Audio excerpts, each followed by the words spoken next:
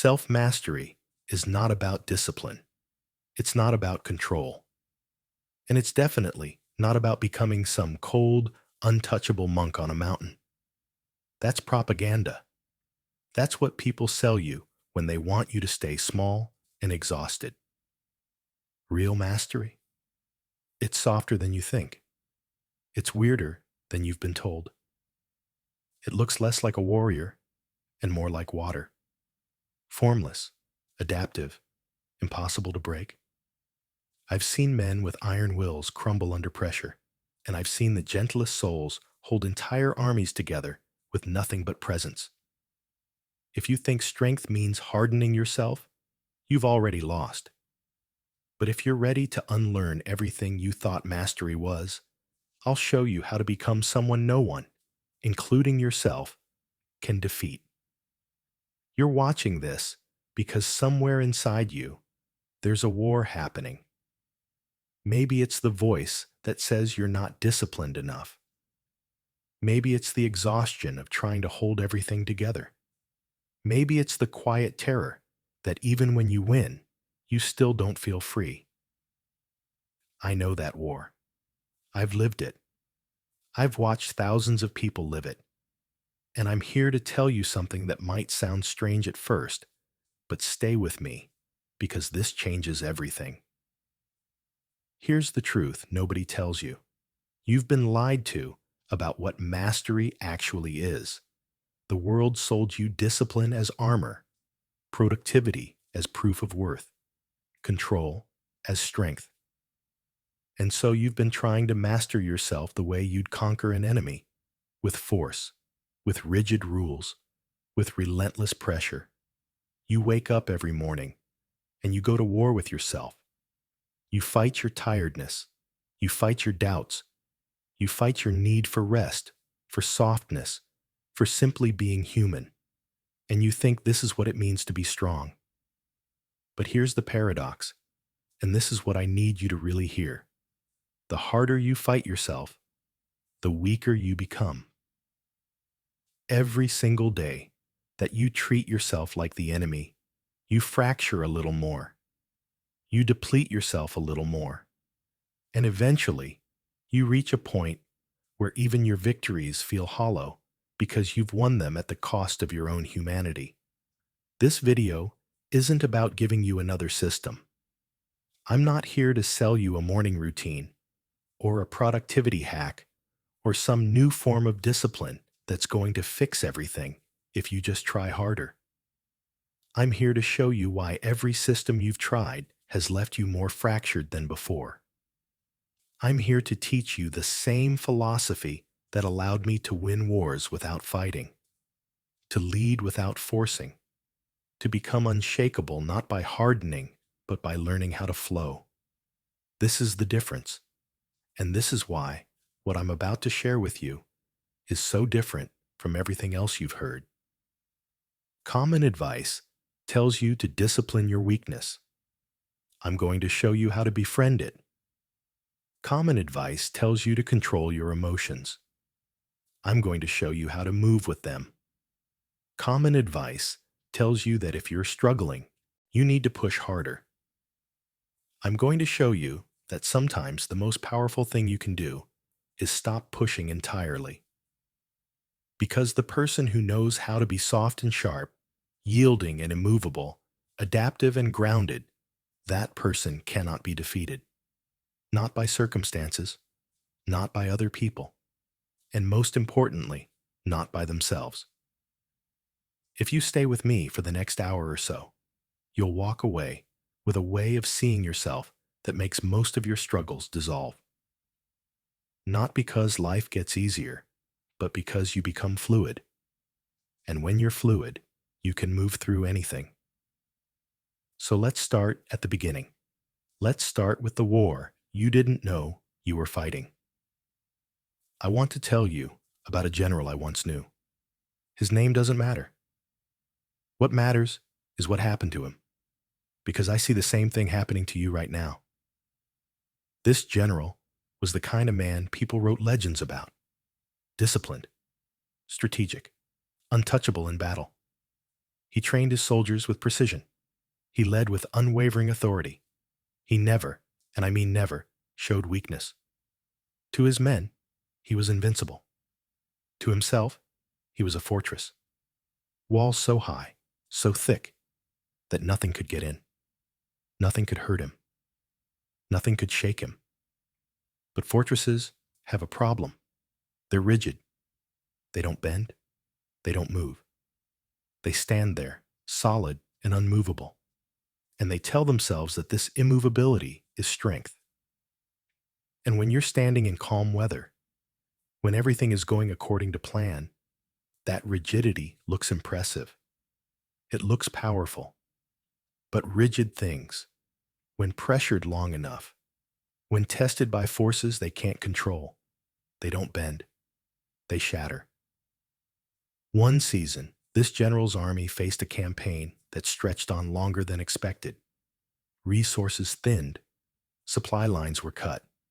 Morale began to waver. And this general, so used to controlling every variable, so used to bending reality to his will through sheer force of discipline, found himself in a situation he couldn't master through willpower alone. The weather didn't cooperate. The enemy adapted faster than anticipated. His own soldiers started showing cracks. And what did he do? He pushed harder. He slept less. He demanded more of himself and more of his men. He tightened his grip. He fortified his walls. He told himself that if he could just maintain control, if he could just stay disciplined enough, strong enough, unyielding enough, everything would work out. Because that's what he'd always done. That's what had always worked. But this time, it didn't work. And one morning, he couldn't get out of bed. Not because he was injured. Not because he was sick in the way you'd normally think of sickness, but because something inside him, some core, weight-bearing beam that had been holding up the entire structure of who he was, had finally given out. He had broken himself. When I visited him, I expected to find a man defeated by external circumstances. I expected to find someone angry at the enemy, frustrated with his soldiers, bitter about the weather or the terrain or the lack of resources. Instead, I found a man defeated by himself. He looked at me, and his eyes were empty in a way that scared me. And he said something I'll never forget. He said, "I have become my own cruelest opponent. I have fought myself into collapse." Sitting there with him, I realized something. This wasn't just his story. This is the story of almost everyone I've ever met. You, right now, listening to this, you're doing the same thing. Maybe not as dramatically. Maybe you haven't collapsed yet. But you're on the same path. You're treating yourself like a fortress that needs to withstand every storm without bending. You're treating yourself like an enemy that needs to be controlled, dominated, disciplined into submission. And every single day, you're laying bricks in a prison you call strength. Here's what I told him, and what I need you to hear right now, because this is the most important thing I can say to you. The war you're losing isn't against your circumstances. It's not against your job, your relationships, your responsibilities, your lack of time or resources. The war you're losing is against the version of strength you've been performing. You've been taught that mastery means eliminating your humanity. That to be strong, you must never waver, never doubt, never soften, never need anything, never be anything less than perfect, controlled, disciplined, unshakable. But that's not mastery. That's self-betrayal. True mastery is knowing when to be stone and when to be water. And most of you have forgotten how to be water. You've spent so long trying to be unbreakable that you've made yourself brittle. And brittle things break. They always break. Let me tell you about bamboo. There's a reason bamboo survives storms that destroy oak trees, and it's not because bamboo is stronger. Objectively, it's not. An oak tree is massive, solid, rooted deep in the earth. It's been standing for decades, maybe centuries. It looks like the definition of strength. But when the storm comes, when the wind reaches a certain force, the oak tree has only one strategy: resistance. It stands firm. It fights. It refuses to yield.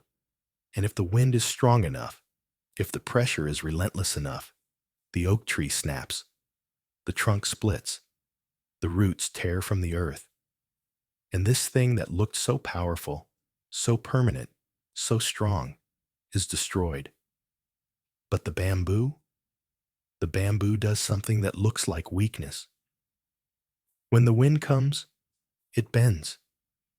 It bends so low that it nearly touches the ground. If you were watching from a distance, you'd think the bamboo was being defeated. You'd think it was about to break. It looks vulnerable. It looks like it's surrendering. And then, when the wind passes, when the storm moves on, the bamboo rises again. Slowly, steadily, unchanged, unbroken, exactly as it was before, ready to face the next storm. You are not an oak. Stop trying to be. I know that's hard to hear because everything in our culture, everything you've been taught, tells you that the oak is the goal. Be solid. Be immovable. Never bend. Never show that you're affected. Stand your ground no matter what. But I'm telling you, as someone who has survived more storms than I can count, as someone who has seen what happens to people who refuse to bend, that strategy will destroy you. Most of the pain you're carrying right now isn't from life being hard. Life is hard for everyone. Storms come for everyone. The pain you're carrying is from you refusing to bend. You've convinced yourself that yielding is weakness, that adaptability is failure, that if you soften even slightly, if you let your guard down for even a moment, you'll collapse entirely. You'll be exposed. You'll be vulnerable. People will see that you're not actually as strong as you pretend to be, and then everything will fall apart. But here's the paradox, and this is where everything shifts. The more rigid you become, the easier you are to break. The more you resist, the more energy you waste. The harder you try to control everything, the less control you actually have. I've watched warriors train themselves into stone, convince themselves that being emotionless and unaffected is the ultimate form of strength, only to shatter at the first real pressure that they couldn't prepare for.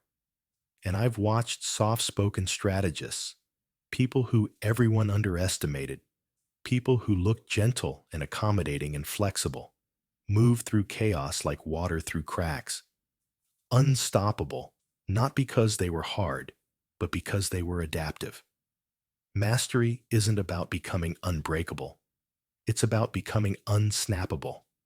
It's about building a self that can bend, absorb, shift, and return to center no matter what comes. And the first step to doing that, the very first step, is to stop treating yourself like the enemy. I want you to try something with me right now. Close your eyes for a moment. Well, not literally, you're watching this, but imagine with me. Imagine yourself 10 years from now.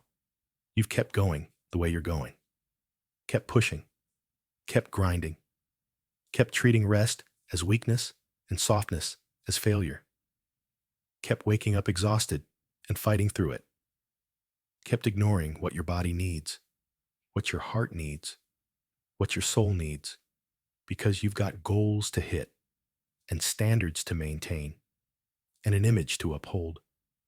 What does that version of you look like? Really see it.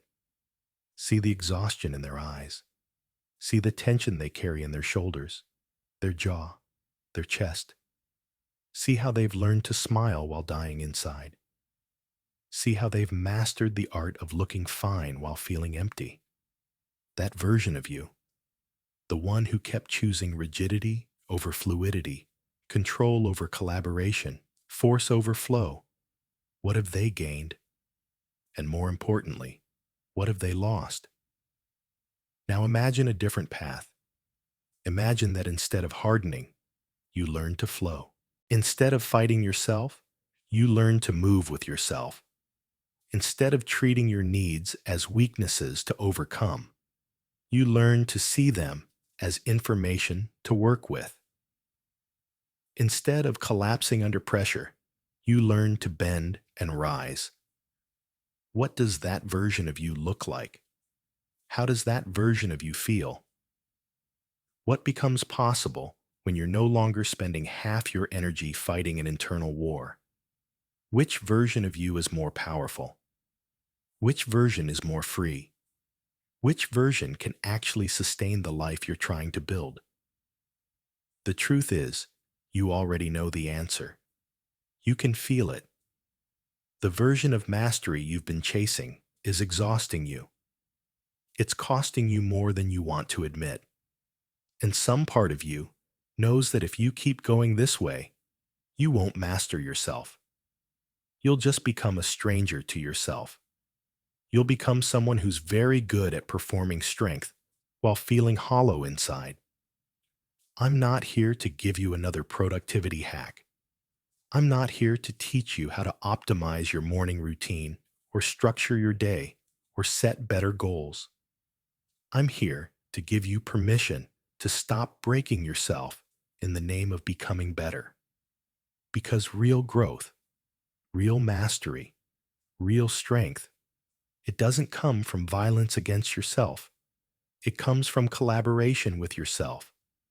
Let's talk about the enemy you can't see. This is the hardest truth, and I need you to stay with me because your mind is going to want to reject this. You have been at war with yourself, and you didn't even know it. Every time you force yourself to push through exhaustion when your body is screaming for rest, you're fighting you. Every time you shame yourself for not being further along, for not being more disciplined, for not being as successful or productive or put together as someone else, you're fighting you. Every time you ignore your needs in the name of discipline, you're fighting you. And here's the problem with this war. When you fight yourself, you always lose. Even when you win, you lose. Let me explain what I mean. You set a goal. You push yourself relentlessly. You override every signal your body gives you. You ignore your exhaustion, your stress, your emotional needs. You grind. And maybe you hit the goal. Maybe you finish the project. Get the promotion. Reach the milestone. Prove your worth. And for a moment, it feels good. For a moment, you feel like the discipline paid off. But then what happens? You're exhausted. You're depleted. You've reinforced the belief that you are only valuable when you override your humanity. You've taught yourself that your needs don't matter, that your limits are weaknesses, that the only way to succeed is to treat yourself like a machine that should perform regardless of how it feels. And so the next time you set a goal, you repeat the same pattern. Push harder. Ignore more. Override everything. And the cycle continues until something breaks. True mastery begins when you stop seeing yourself as the problem. You are not lazy. You're under-resourced. You are not weak. You're overextended. You are not broken. You have been taught to measure yourself against standards that were designed to break you. Standards created by a culture that profits from your exhaustion, that needs you to feel inadequate so you'll keep consuming, keep striving, keep pushing, keep buying the next solution that promises to finally make you enough. The first act of mastery is this: make peace with yourself, not in a soft, fluffy way, not in an it's okay to give up way, but in a strategic, ruthlessly effective way. Because here's what I learned on the battlefield, and here's what applies to your life right now. A general who is at war with their own army will never win a battle. If your soldiers don't trust you, if they're exhausted and under-resourced and being pushed beyond their limits without care for their well-being, they will eventually mutiny or collapse or simply stop performing. The same is true for you. Your body is not your enemy. Your emotions are not your enemy. Your need for rest is not your enemy. Your desire for connection, for joy, for ease. These are not weaknesses to overcome. They are information. They are signals. They are your allies trying to tell you what you need to function at your highest level, and you've been treating them like insurgents that need to be crushed. Stop. Listen. Collaborate. What if instead of fighting your tiredness, you asked it what it's trying to tell you? What if instead of shaming yourself for your resistance, you got curious about what it's protecting you from? What if instead of forcing yourself through every moment of discomfort, you pause to assess whether this is discomfort that leads to growth or discomfort that leads to breakdown? Mastery is discernment. It's knowing the difference between the discomfort of expansion and the discomfort of self-destruction. And most people never develop that discernment because they're too busy forcing themselves through everything with the same blunt instrument of discipline. Here's the paradox that breaks most people, and I need you to really sit with this, because it's going to challenge everything you think you know about strength. The strongest position is also the most flexible. Think about it. In battle, the most dangerous opponent isn't the one who holds their ground no matter what. It's not the one who never retreats, never pivots, never adapts. That opponent is predictable. That opponent can be worn down, outsmarted, maneuvered around. The most dangerous opponent is the one who can shift, adapt, feint, and reposition faster than you can predict. The one who seems to be everywhere and nowhere at once. The one who knows when to advance and when to retreat, when to engage and when to conserve energy, when to strike and when to wait. The same is true for you. If your identity is rigid, if you've locked yourself into being, I am disciplined, I am strong, I never quit, then any situation that requires you to rest, pivot, or soften will feel like defeat. You'll fight reality itself to maintain the image. You'll exhaust yourself trying to be consistent with a version of yourself that doesn't serve the moment you're in. And reality always wins. You can't discipline your way out of needing rest. You can't willpower your way out of burnout. You can't force your way through situations that require gentleness. But if your identity is fluid, if you've learned to say, I respond to what is needed, I adapt without losing myself, I am whole enough to hold contradictions, then you become nearly impossible to destabilize. You become someone who can be soft when softness serves, firm when firmness serves, active when action serves, still when stillness serves. You're not locked into one strategy. You're not trapped by your own image.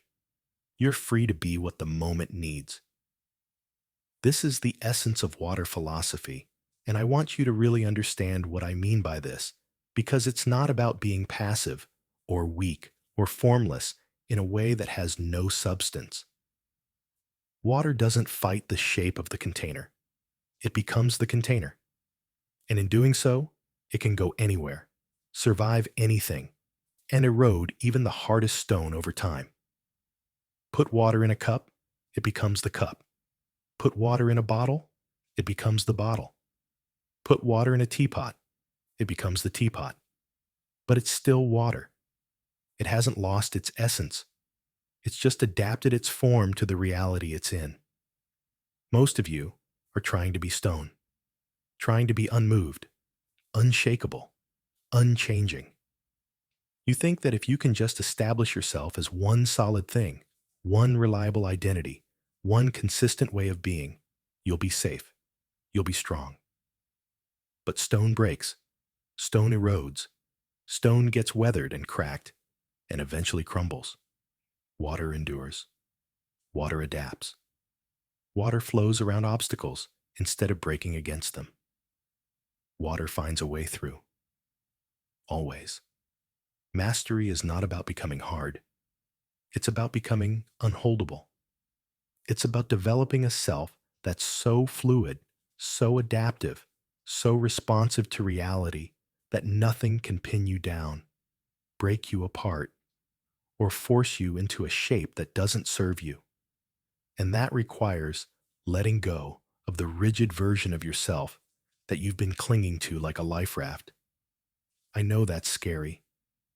I know it feels like if you let go of that rigidity, you'll fall apart completely. But that's not what happens. What happens is you become more yourself, not less. You become more capable, not less. You become stronger in the ways that actually matter, not weaker. Now let me tell you something that's going to sting, but you need to hear it. You don't control anything. Or at least, you control almost nothing. You don't control what happens. You don't control how others respond. You don't control the economy, the weather, the traffic, whether your work gets recognized, whether your effort pays off the way you hope it will. You don't even fully control your own emotions or thoughts. They arise. They come and go like weather patterns. You can influence them, sure, but you can't command them into existence or force them away. And most of your suffering, most of the exhaustion you feel, comes from pretending you have more control than you do. You exhaust yourself trying to manage every outcome. You panic when things don't go according to plan. You collapse under the weight of responsibility for things that were never yours to carry. You lie awake at night, running through scenarios, trying to prepare for every possibility, trying to control variables that are fundamentally uncontrollable. But here's the reframe that changes everything. If you can't control it, you don't have to carry it. Read that again.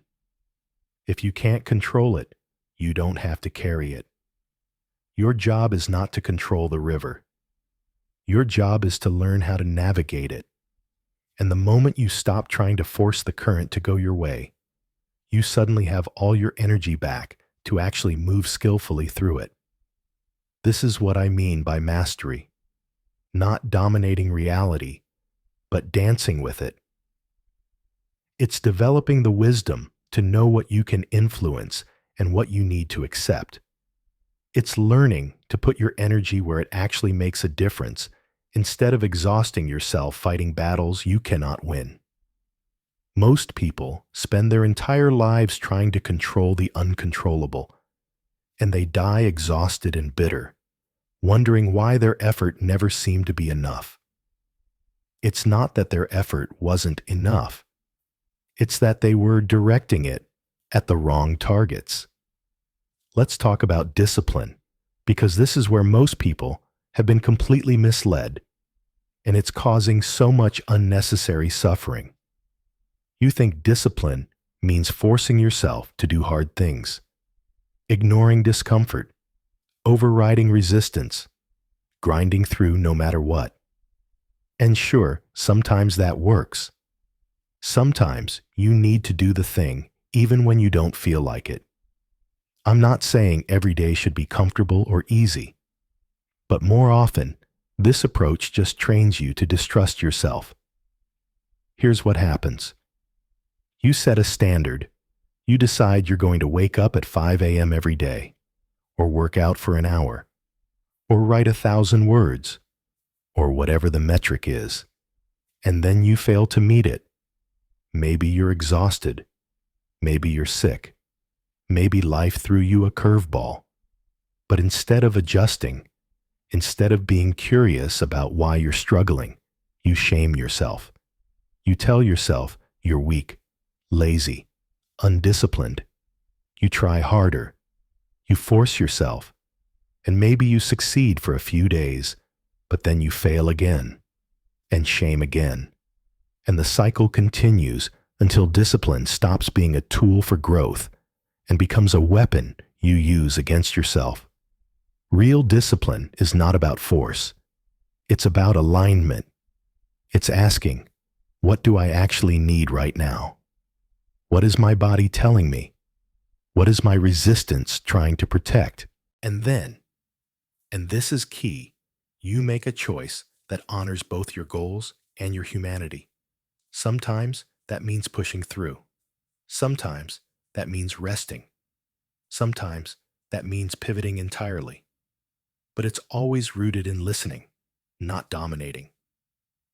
Discipline without self-compassion is just self-harm with better PR. It's violence dressed up as virtue. And I need you to see that, because so many of you are hurting yourselves in the name of being better. And you think that hurt is proof that you're doing it right. It's not.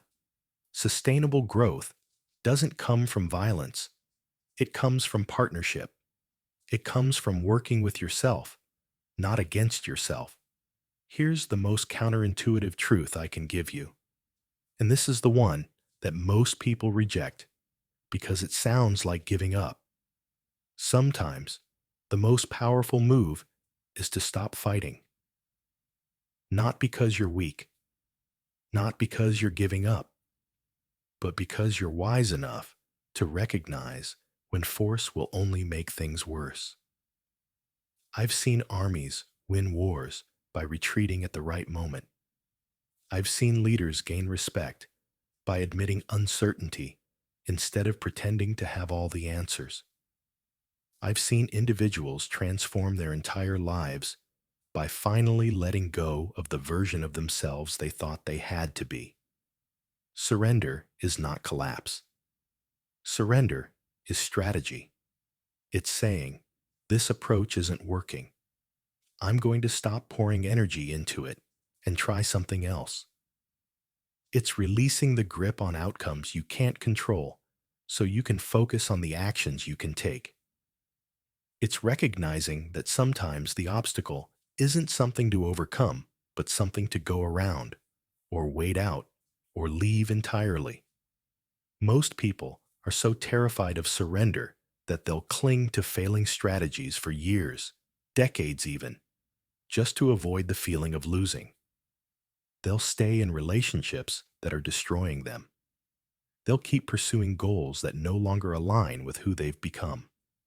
They'll maintain identities that feel like prisons, all because surrendering feels like failure. But the real loss is the time, energy, and peace you sacrifice in the name of stubbornness. The real failure is living a life you don't actually want because you're too afraid to admit that the path you're on isn't serving you. Mastery is knowing when to hold on and when to let go. And the people who can do both, who can commit fully when commitment serves and release completely when release serves, they're unstoppable. Because they're not wasting energy on battles that don't matter. They're not pouring themselves into black holes. They're strategic. They're fluid. They're wise. So how do you actually do this? How do you take everything I've said and turn it into a life that feels different? Let me give you 3 practices. They're simple. They're grounded.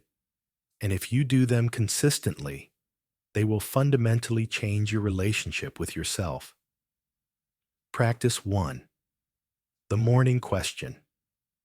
Every morning, before you check your phone, before you start your routine, before you do anything else, ask yourself one question. What does my body need today to feel resourced? Not what do I need to accomplish? Not what should I do? Not what would make me a good person or a disciplined person or a successful person, but what do I need? What does my actual body, my actual nervous system, my actual heart need today to feel resourced, to feel capable of meeting what's ahead? And then listen, really listen. Maybe it's movement. Maybe it's rest. Maybe it's connection or silence or play or nourishment or touch or creativity. The answer will be different every day, and your job is not to override it. Your job is not to judge it. Your job is to honor it, even in small ways. Even if you can't give yourself everything you need, can you give yourself something? This is not indulgence. This is strategic self-care, because a resourced version of you is 10 times more effective than an exhausted version of you pretending to be fine. A version of you that's actually rested, actually nourished, actually connected to what you need is going to show up so much more powerfully than a version of you that's white-knuckling through every moment. Start here. One question, one honest answer, one small action that honors it. Do this every day for a month and watch what happens. Watch how much more energy you have. Watch how much clearer your thinking becomes. Watch how much more easeful your life starts to feel.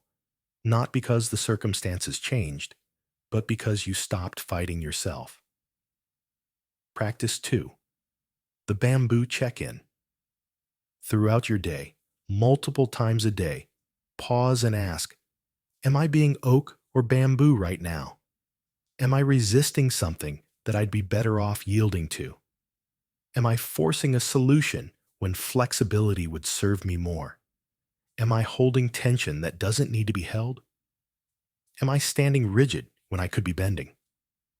If you notice rigidity, if you notice yourself clenching, physically, mentally, emotionally, take a breath. Soften your shoulders. Relax your jaw. Unclench your hands. And imagine yourself bending like bamboo in wind.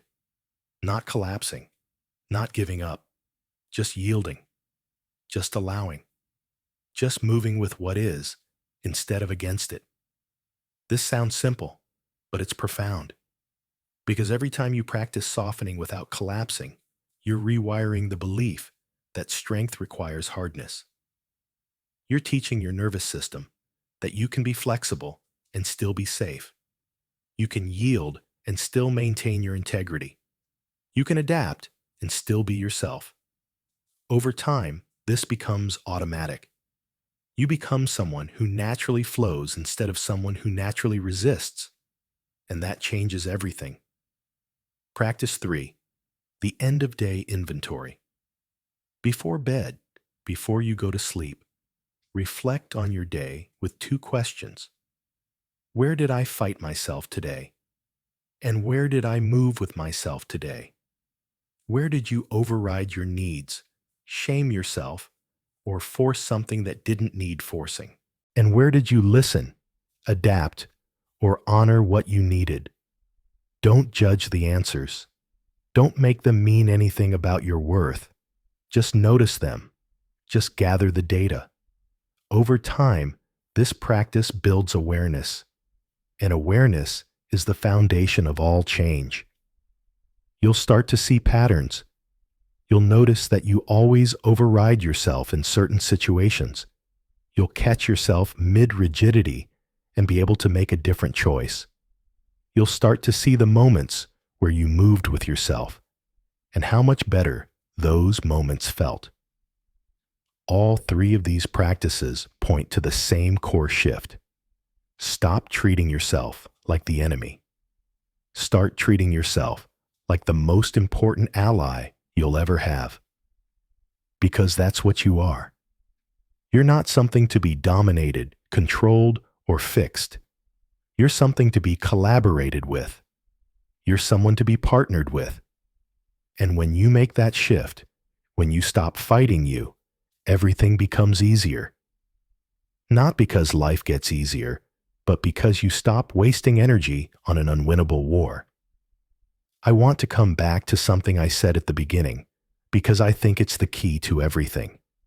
You are not broken. You are not the enemy. You are the ally you've been waiting for. Most of you have been waiting for someone else to come along and save you, validate you, see you, choose you. You've been waiting for the right circumstance, the right opportunity, the right moment when everything finally clicks into place. But what if the person you've been waiting for is you? What if the partnership you've been craving is the one you can have with yourself? What if instead of waking up every day and immediately going to war with your body, your mind, your emotions, your circumstances, you woke up and asked, "How can we work together today?" What if instead of forcing yourself through every moment, you collaborated with yourself? What if you treated yourself with the same patience, compassion, and understanding you'd offer a dear friend who was struggling? I know this sounds soft. I know it sounds like it won't get results. But I'm telling you, from decades of experience, from watching thousands of people try both approaches, the people who learn to work with themselves always outlast, outperform, and outpeace the people who are constantly at war with themselves. The ones who fight themselves might have brief bursts of impressive output, but they burn out. They break down. They hit walls they can't push through. But the ones who flow, who adapt, who treat themselves like allies, they're in it for the long game. They build lives that are sustainable. They create success that doesn't cost them their soul. You've been taught that the path to mastery is through suffering, through proving yourself, through earning your worth. But what if mastery is actually about coming home to yourself? What if it's about finally stopping the war and learning to live in peace with who you actually are, not who you think you should be, not who you wish you were, but who you actually are right now, with all your needs and limits and humanity intact? That version of you, the one that knows how to bend without breaking, that version is invincible. The version of you that can listen to yourself without judgment, that version is unstoppable. The version of you that moves with life instead of against it, that version wins every time. Not because they never face challenges, not because life becomes easy, but because they're not also fighting themselves while they navigate everything else. Here's what I want you to remember. Write this down. Tattoo it on your brain. Whatever you need to do to make this stick, you are not broken. You are not the enemy. You are the ally you've been waiting for. Stop fighting you. Start moving with you. That's the whole game. That's the secret. That's the thing that changes everything. And if this resonated, if something in this video cracked something open, made you see yourself differently, gave you even a sliver of relief, do me a favor. Hit the like button. Leave a comment about which lesson landed hardest for you. Was it the bamboo metaphor? Was it the idea that discipline without compassion is violence? Was it the realization that you've been at war with yourself? Tell me. I want to know. And subscribe if you want more of this kind of thing, because I'm not going anywhere. I have more to say about how to actually live, how to be human in a way that doesn't destroy you, how to build a life that's both powerful and peaceful. But more than that, more than any of that, go be soft and strong. Go be bamboo in the storm. Go master yourself not by dominating, but by finally coming home to yourself. You've got this. You've always had this. You just forgot for a while that strength could look like softness, that power could feel like peace, that mastery could come from partnership instead of war. I'll see you in the next one.